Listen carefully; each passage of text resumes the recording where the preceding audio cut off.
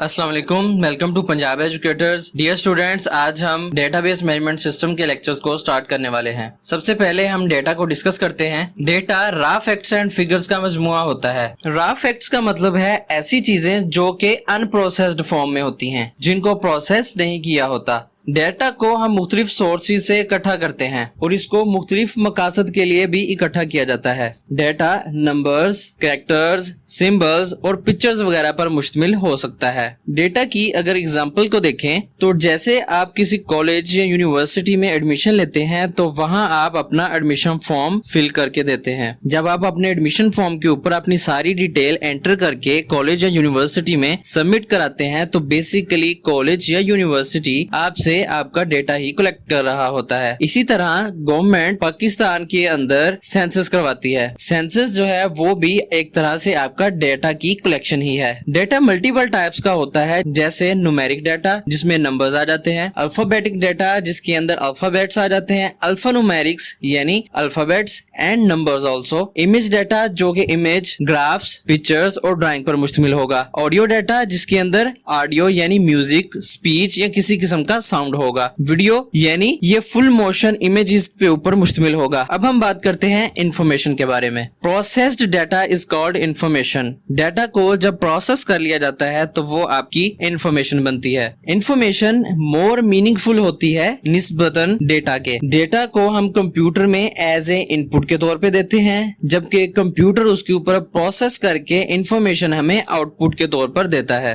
मिसाल के तौर पर आपके पास अपने मार्क्स है 3 सब्जेक्ट के, वो आप कंप्यूटर को इनपुट के तौर पे दोगे। प्रोसेस आप उसके ऊपर करवाओगे कि इन तीनों को सम कर दो, जमा कर दो। जब वो सम होके आपके पास आ जाएंगे टोटल मार्क्स, तो टोटल मार्क्स जो होंगे वो आपकी इंफॉर्मेशन कहलाएगी। इंफॉर्मेशन की अगर एग्जांपल देखें तो सेंसस डिपार्टमेंट ने जब आपसे डेटा कलेक्ट किया, उसकी बेस के ऊपर इंफॉर्मेशन क्या जनरेट की कि कौन से एरिया के अंदर कितनी पॉपुलेशन है, कौन से एरिया में कम पढ़े लिखे लोग हैं, वहां पे कॉलेज या यूनिवर्सिटीज की तादाद चाहिए, कौन से एरिया में तिब्बी सहूलियात फराहम करनी है, वगैरह वगैरह। तो ये सारी डेटा को प्रोसेस करके इंफॉर्मेशन बन गई। अब हम बात करते हैं डेटा और इंफॉर्मेशन के दरमियान क्या डिफरेंस है। डेटा अनप्रोसेस्ड फॉर्म में होता है, जबकि इंफॉर्मेशन प्रोसेस्ड फॉर्म है डेटा की। डेटा को हम इनपुट के तौर पर देते हैं, जबकि इंफॉर्मेशन हमें कंप्यूटर से आउटपुट की सूरत में मिलती है। डेटा मीनिंगफुल नहीं होता, जबकि इंफॉर्मेशन मीनिंगफुल होता है। डेटा अपने साइज में, वॉल्यूम में ह्यूज होता है, ये बड़ी क्वांटिटी में होता है, जबकि इंफॉर्मेशन आमतौर पर शॉर्ट क्वांटिटी और कम साइज में होती है। डेटा को रिप्रोड्यूस करना, अगर वो लॉस्ट हो जाए तो उसको दोबारा से रिप्रोड्यूस करना बहुत मुश्किल है, जबकि इंफॉर्मेशन को दोबारा से प्रोड्यूस करना बहुत ही आसान है। जैसा कि आपके पास अगर डेटा मौजूद हो तो आप उसको दोबारा प्रोसेस करेंगे और उससे इंफॉर्मेशन जनरेट कर लोगे। डेटा को हम डिसीजन मेकिंग के लिए इस्तेमाल नहीं करते, जबकि इंफॉर्मेशन को हम डिसीजन मेकिंग के लिए इस्तेमाल कर सकते हैं। डियर स्टूडेंट्स, अब बात करते हैं मेटा डेटा की। मेटा डेटा को हम ऐसे भी कहते हैं कि ये डेटा अबाउट डेटा होता है। Meta data means data about data. इसके अंदर हम किसी भी डेटा की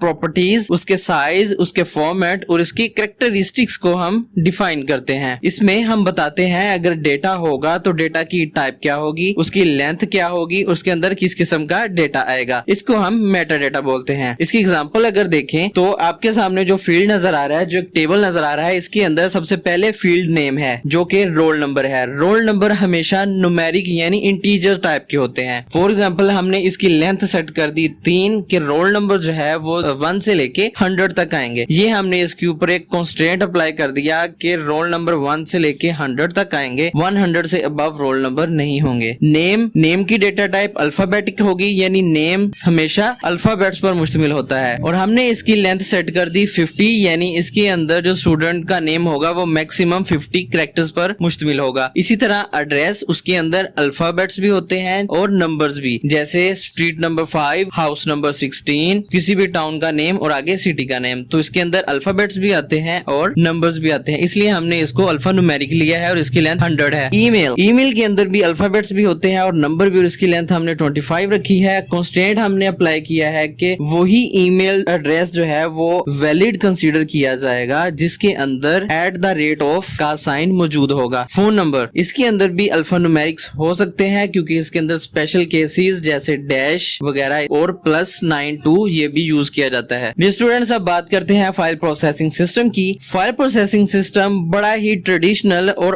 ओल्ड प्रोसेसिंग सिस्टम है। इस सिस्टम के अंदर हम पुराने तरीकाकार के जरिए से हम डेटा को मैनेज किया करते थे, अपनी फाइल्स को स्टोर करते थे और हमारे डाटा को मल्टीपल स्टोरेज डिवाइसेस जैसा कि टेप और डिस्क वगैरह के ऊपर स्टोर करते थे। इसमें हर डिपार्टमेंट का अपनी अपनी फाइल्स मौजूद होती थी। हर डिपार्टमेंट अपना अपना अलग-अलग से फाइल्स बना के उनको स्टोर करते थे और अलग अलग ही उनको मैनेज किया जाता था। फाइल प्रोसेसिंग सिस्टम के डिसएडवांटेजेस भी हैं क्योंकि ये ओल्ड सिस्टम है, इसलिए इनके अंदर मुख्तलिफ डिसएडवांटेजेस पाए जाते हैं। सबसे पहले data redundancy and inconsistency. Redundancy का मतलब है duplication of data in multiple files, मतलब एक ही स्टूडेंट का डाटा दो मल्टीपल फाइल्स के अंदर मौजूद है, दो जगह पे आप ही का डाटा मौजूद है, तो इसको कहते हैं डेटा रिडंडेंसी यानी duplication of data in multiple files. Then inconsistency. Inconsistency means आपका डेटा दो फाइल्स में है और दोनों फाइल्स में आपका डाटा डिफरेंट है। एक फाइल के अंदर आपका एड्रेस कुछ और है जबकि दूसरी फाइल के अंदर आपका एड्रेस कुछ और है। This is called the inconsistent data. Then है डाटा आइसोलेशन। क्योंकि हम फाइल प्रोसेसिंग सिस्टम की बात कर रहे हैं, इसके अंदर आपका डाटा बहुत सारी फाइल्स के अंदर स्टोर किया जाता था, इसलिए अगर हमने मल्टीपल फाइल्स से आपका डाटा हासिल करना हो तो वो काम करना बहुत मुश्किल था। क्योंकि ये पुराना मेथड था, इसके अंदर हम मल्टीपल फाइल से डाटा एक जगह पे इकट्ठा नहीं कर सकते थे। अब हम बात करते हैं इंटेग्रिटी प्रॉब्लम्स की। इंटेग्रिटी का मतलब है एक्यूरेसी ऑफ डाटा, कि आपका डाटा कितना एक्यूरेट है। क्योंकि पुराना तरीकाकार था, पुराना फाइल सिस्टम था, उसके अंदर आप किसी तरह से ये फोर्स नहीं कर सकते थे कि रोल नंबर के अंदर सिर्फ नंबर्स ही एंटर होंगे, नेम के अंदर सिर्फ अल्फाबेट्स ही लिखे जाएंगे वगैरह वगैरह। तो ये इंटेग्रिटी प्रॉब्लम कहलाती है कि आप अपने डाटा की एक्यूरेसी को मेंटेन नहीं कर सकते थे। देन है program data dependency. Program data dependency ये है कि आपका डेटा आपके प्रोग्राम के ऊपर डिपेंड करता है और प्रोग्राम आपके डेटा पे डिपेंड करता है। इन केस अगर आप डेटा को चेंज करते हैं तो आपको अपने सॉफ्टवेयर को चेंज करना पड़ेगा। अगर आप अपना सॉफ्टवेयर चेंज करते हैं तो आपको अपना डेटा चेंज करना पड़ता है। ये पुराने मेथड के अंदर एक डिसएडवांटेज है। देन है एटॉमिसिटी प्रॉब्लम। एटॉमिसिटी का मतलब ये है कि कुछ काम जो आपने करने हैं, जो स्टेप्स आपको रिक्वायर हैं, उनमें से या तो सारे स्टेप हो जाएं या वो उन सारे स्टेप्स में से कोई भी स्टेप एग्जीक्यूट ही ना हो। मिसाल के तौर पर आपने एक अकाउंट से अकाउंट बी के अंदर पैसे ट्रांसफर करने हैं, इसके लिए आपको दो ट्रांजैक्शन करना पड़ेंगी। एक तो ये कि अकाउंट ए से आपकी मनी जो है वो डिडक्ट हो जाएगी, निकल जाएगी